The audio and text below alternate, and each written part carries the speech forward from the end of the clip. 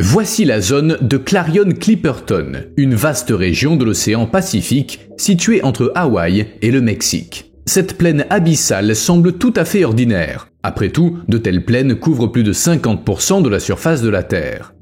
Mais elle a une particularité. La zone de Clarion-Clipperton est parsemée de nodules de minéraux d'une valeur inestimable. Elle s'étend sur 4,5 millions de kilomètres carrés, la moitié de la superficie du Canada, mais sous l'océan. Sa largeur équivaut à peu près à celle des États-Unis. En résumé, si c'est pas assez clair, il s'agit d'un énorme morceau de plancher océanique. Avec une profondeur moyenne de 5000 mètres, c'est aussi l'un des endroits les plus reculés et les mieux préservés de la planète. Cette région doit son nom aux zones de fracture de Clarion et de Clipperton qui la délimitent. On n'a pas fait un gros effort pour la nommer et c'était peut-être une erreur. Car à cet endroit reposent des centaines de milliards d'euros au fond de l'océan Pacifique. Des milliards d'euros. Cette zone mériterait un nom plus clinquant. Mais voici le plus intéressant. Malgré la présence d'une quantité incroyable de ressources qui valent une fortune, personne n'essaie de les extraire. Pourquoi ? Oh, je ne pourrais pas vous l'expliquer sans café. Laissez-moi une seconde.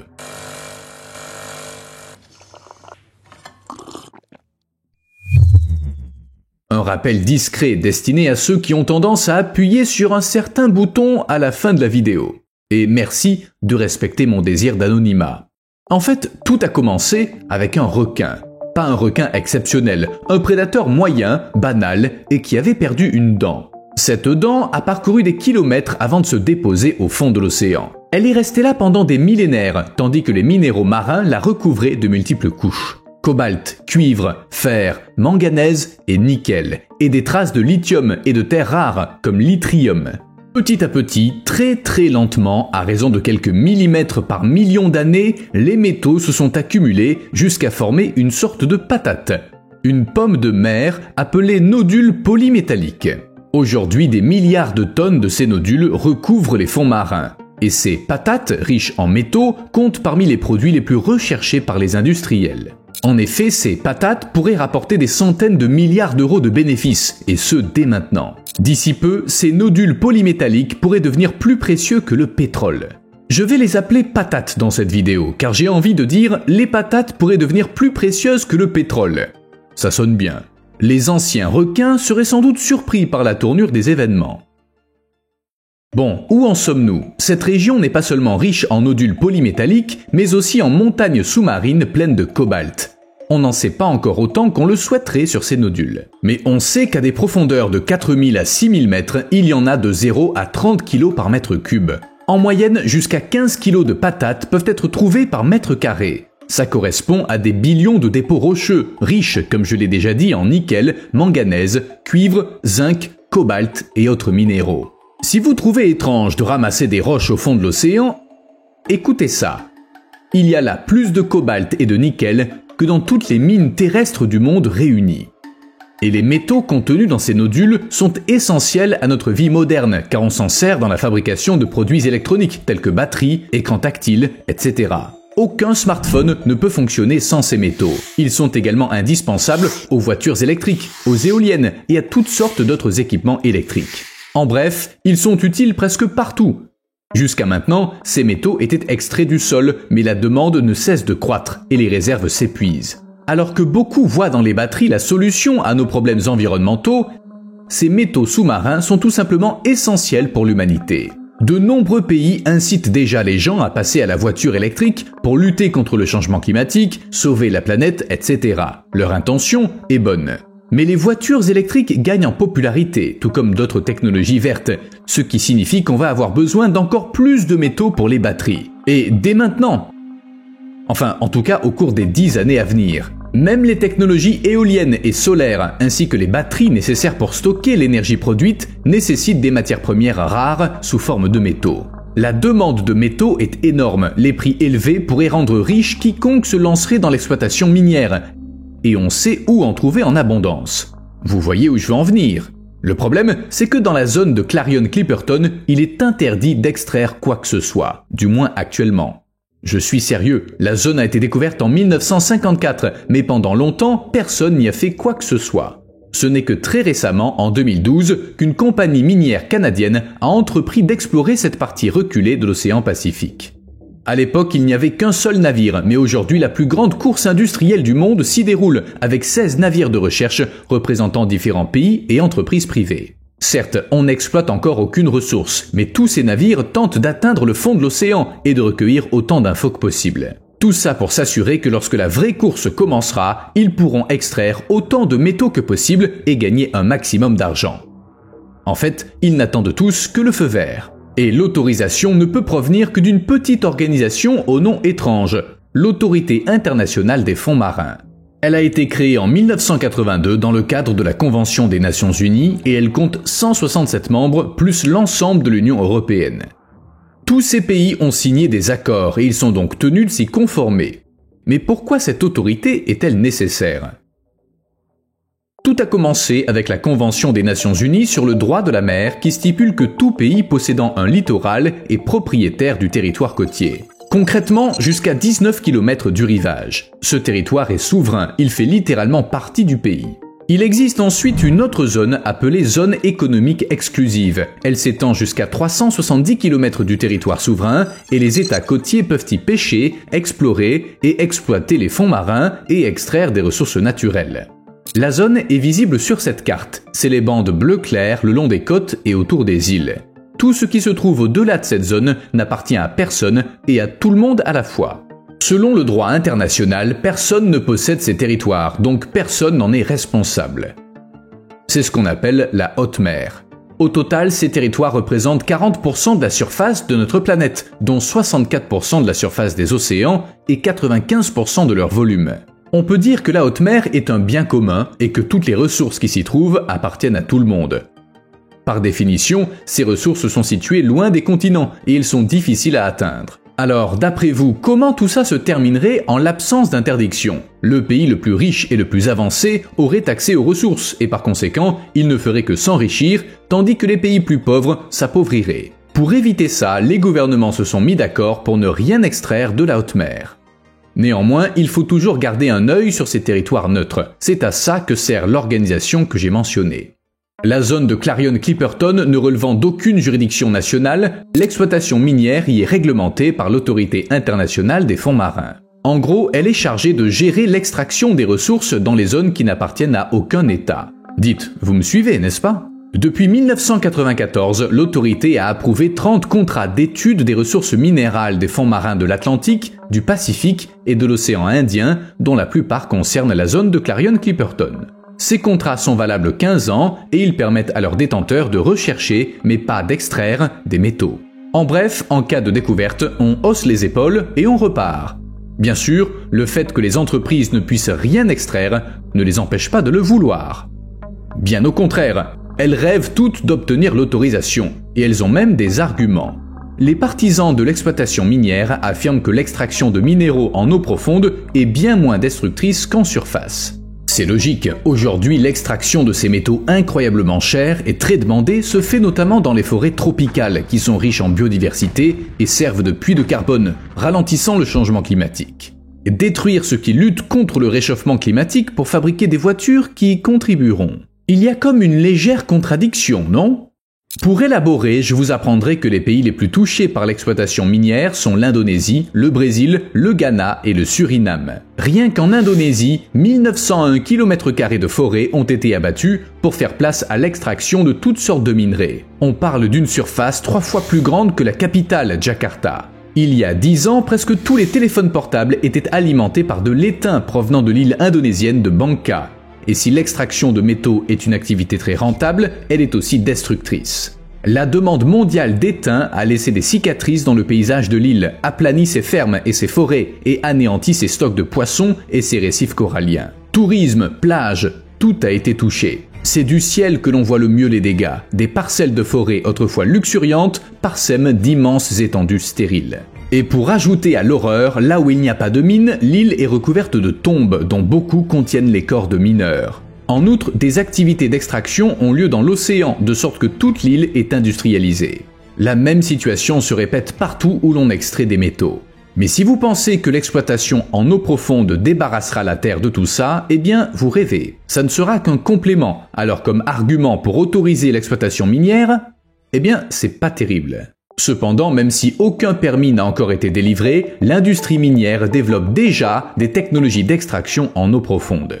Spécifiquement pour la zone de Clarion-Clipperton, afin de pouvoir extraire du minerai loin de la côte et à grande profondeur. Il s'agit de collecter des nodules au fond de l'océan et de les acheminer vers un navire qui les transportera à terre. L'équipement qui se trouvera au fond de l'océan pour aspirer les patates ressemble à ceci. Un dispositif télécommandé acheminera les nodules vers un tuyau via lequel les patates seront envoyées vers un navire situé en surface pour y être nettoyées et traitées. Ensuite, les nodules seront acheminés vers une installation sur la terre ferme et les sédiments seront renvoyés dans l'océan. Mais si la technologie existe, pourquoi l'extraction n'a pas encore commencé? La vérité, c'est que, on n'a jamais rien fait de tel auparavant. Il n'existe aucun cadre légal définissant comment on peut mener des extractions en eau profonde. Et sans cadre légal, rien ne peut avoir lieu. Pour l'instant, tout le monde suit la règle des 2 ans. Elle permet à tout État membre de l'Autorité internationale des fonds marins qui a l'intention d'exploiter des gisements en eau profonde de demander l'élaboration et l'adoption de certaines règles. Ce qui doit être fait dans un délai de 2 ans. En juillet 2021, cette règle a été utilisée pour la première fois, la date limite étant fixée au 9 juillet 2023. Cependant, en juillet 2023, il est apparu qu'il faudrait plus de temps pour développer les procédés de recherche, d'exploration et d'extraction des minéraux. Ainsi, un nouveau délai a été fixé pour définir des règles d'extraction, juillet 2025. D'ici là, les pays ne sont pas autorisés à extraire de métaux dans cette zone, mais l'accord comporte des nuances lui aussi. En 2022, la société canadienne The Metals Company a organisé une expédition pour tester son équipement minier. Elle avait l'intention de recueillir 3600 tonnes de nodules au cours de cette phase d'essai. Il s'agissait du premier test autorisé après des années de discussions. Une certaine quantité de métaux a bien été extraite, mais il ne s'agissait pas vraiment d'une extraction à caractère industriel. En d'autres termes, c'était un simple essai. La société The Metals Company soutient activement l'exploitation minière en eau profonde. Ses dirigeants ont déclaré que selon eux, ce type d'exploitation aura un impact moindre sur l'environnement que l'exploitation minière traditionnelle. Mais la communauté scientifique s'y oppose, ce pourquoi de nombreuses entreprises et même certains pays boycottent les forages sous-marins. Cependant, malgré les débats, il semble que l'extraction aura bien lieu. En juillet 2023, l'Autorité internationale des fonds marins a reçu les premières demandes d'entreprises souhaitant commencer l'extraction. Actuellement, la zone de Clarion-Clipperton est divisée en 16 régions minières, couvrant 1 million de kilomètres carrés. 9 autres régions, couvrant chacune 160 000 kilomètres carrés, sont interdites au forage. 19 permis ont été délivrés pour l'exploration minière dans cette région. De son côté, The Metals Company détient 3 permis qu'elle a pu obtenir grâce au parrainage des petites nations insulaires du Pacifique que sont Nauru, Tonga et Kiribati. Il ne s'agit que de permis d'exploration. Des permis distincts seront nécessaires pour procéder à l'exploitation. Mais tout le monde sait comment ça va se terminer.